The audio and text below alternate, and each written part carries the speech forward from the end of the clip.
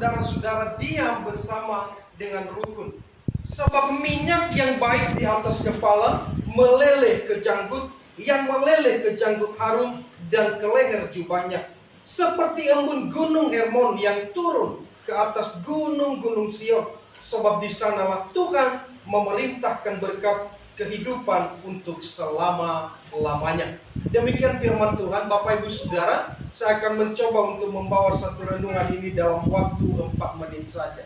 Saudara, satu bagian firman Tuhan yang begitu indah untuk kita pada siang hari ini adalah sebuah tulisan yang disampaikan oleh seorang Raja Daud. Saudara, satu persoalan besar sebetulnya yang sedang dialami oleh Daud dalam kepemimpinannya untuk memimpin bangsa Israel, bagaimana mereka untuk tetap bertahan, bersatu, mereka tetap kuat dan kokoh di dalam sebuah persatuan. Kenapa Bapak Ibu? Karena ada satu harapan yang sangat dipahami oleh seorang Daud. Apa itu? Bahwa ketika satu persatuan mereka bangun, maka di situ menjadi jembatan yang begitu baik untuk mereka boleh berjumpa dengan Allah Israel, Allah Yakub yang mereka percaya adalah Allah sang pemilik hidup mereka. Namun ketika mereka tidak bisa mampu untuk bersatu, saudara, maka persembahan sebesar apapun, maka apapun bentuk ide yang cemerlang, bahkan kepintaran apapun, tentu mereka tidak akan sanggup sampai ke sana. Sehingga Raja Daud sangat merindukan satu kerinduan yang begitu bermutu, saudara. Saya katakan ini sebuah kerinduan yang sangat berkualitas.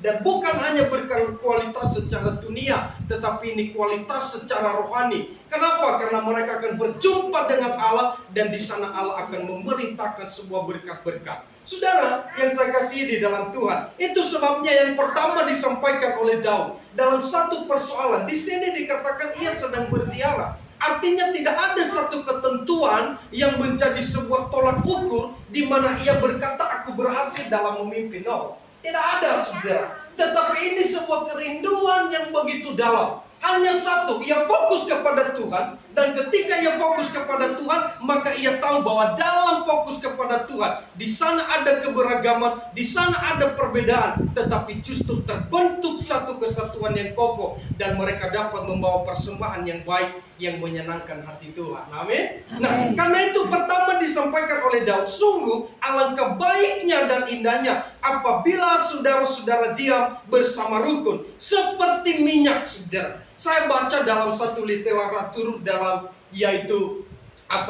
sejarah atau histori Alkitab, saudara, bahwa dicatat bahwa minyak yang digunakan oleh Harun yang dimaksud adalah sebuah minyak yang mengurapi para imam, saudara. Jadi bukan minyak yang dibeli seperti dalam kemasan, bukan. Dan juga bukan hanya murni yaitu minyak yang dipakai seperti minyak zaitun, bukan, saudara. Tetapi ada sebuah minyak khusus yang hanya diperuntukkan untuk mengurapi para imam. Artinya bahwa tidak gampang untuk menemukan itu. Saya menarik satu kesimpulan, saudara, bahwa untuk bisa mencapai satu kerinduan besar, untuk bisa bersatu, untuk bisa kokoh, kuat, dan solid, saudara, untuk bisa menyenangkan hati Tuhan, baik dalam keluarga, baik pelayanan, pekerjaan, dan apapun, saudara, saya mau katakan itu tidak gampang. Karena itu Daud berkata hanya satu yang mampu. Apa itu yang saudara? Yaitu minyak yang digunakan untuk yaitu mentabiskan para imam. Minyak apa itu, saudara? Yaitu minyak yang dikhususkan, yang hanya diperuntukkan oleh orang-orang yang mau taat kepada Tuhan. Amin.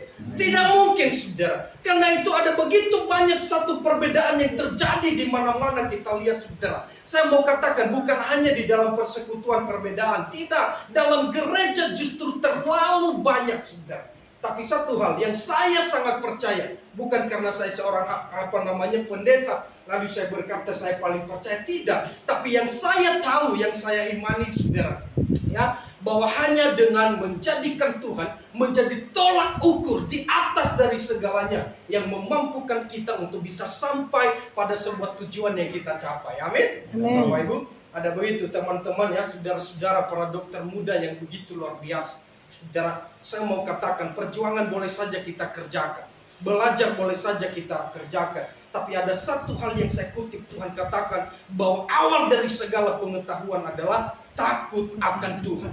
Tidak ada pernah dikatakan awal keberhasilan adalah kerja keras. No. Karena itu pada hari ini saya mau sampaikan, Daud sungguh-sungguh berkata, saudara, bahwa kerukunan adalah sebuah modal di mana kita di sana akan temukan satu rencana Allah yang besar, dan di sana akan kita nikmati daripada keindahan yang disampaikan oleh Daud, dari kepala meleleh kepada janggut dan sampai kepada jubah, saudara. Artinya hanya dengan cara rukun, hanya dengan cara menjadikan Tuhan fokus dalam segala apapun yang kita capai, di sana kita akan temukan yang disebut keindahan itu, saudara. Yang kedua, yang terakhir, saudara, dikatakan seperti embun gunung Hermon yang turun ke atas gunung Sion. Sebab kesanalah Tuhan memerintahkan berkat kehidupan untuk selama-lamanya. Bapak Ibu Saudara, ya, saya mau katakan bahwa bangsa Israel itu adalah orang yang sudah mengenal Tuhan. Ya, kenapa? Karena mereka adalah umat yang memang sudah dikhususkan oleh Allah untuk mereka percaya kepada Tuhan. Tapi apa persoalan besar? Ketika mereka menghadapi satu tantangan, Bapak Ibu, ketika menghadapi satu goncangan, karena tidak ada kekompakan di sana. Yang satu berkata, saya mau percaya Tuhan, tetapi dengan syarat, apa saudara, hidupku diberkati. Ada juga berkata, aku tidak percaya kepada Tuhan. Kalau Tuhan ada, kenapa banyak penderitaan? Bahkan termasuk pengalaman pahit ketika mereka harus dilemparkan, saudara, di tanah Mesir menjadi budak di sana. Persoalan yang sangat serius, Bapak Ibu. Karena itu bahwa Daud berkata, saudara, bahwa sekali lagi di ayat yang ketiga, seperti embun gunung Hermon yang turun ke atas gunung-gunung Sion.